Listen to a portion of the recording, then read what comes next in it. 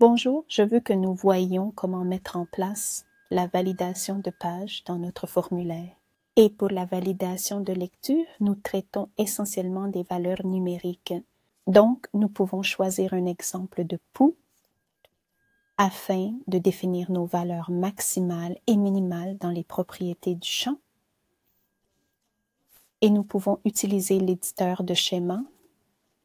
Passons simplement à la définition de notre valeur minimale pour le POU. 49 est notre maximum ou valeur maximale. 230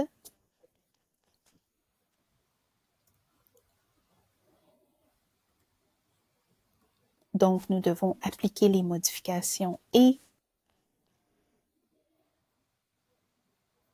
une fois que nous avons appliqué les modifications, il est important de pouvoir tester si notre formulaire va accepter des valeurs inférieures à 49 ou des valeurs supérieures à 230 parce que c'est ce que nous avons défini comme nos valeurs minimum et maximum.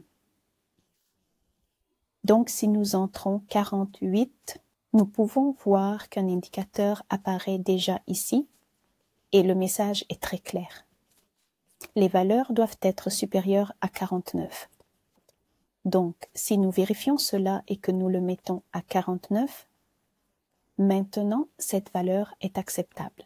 Du côté de la valeur maximale, si nous avons notre valeur de 230, il n'y a pas de drapeau parce que c'est ce que nous avons défini comme notre valeur maximale. Comme vous pouvez le voir, si nous la définissons à 231, le système l'a signalé pour nous et dit essentiellement que la valeur doit être inférieure à 230.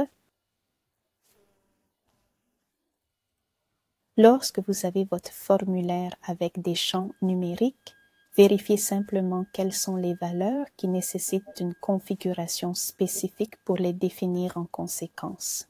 Maintenant dans votre formulaire ou que cette validation a été intégrée dans votre formulaire. Et voilà, c'est tout concernant la validation de plage. Merci beaucoup de votre attention. Ou que cette validation a maintenant été incorporée dans votre formulaire. Et c'est à peu près tout en ce qui concerne la validation de plage. Merci beaucoup de m'avoir écouté.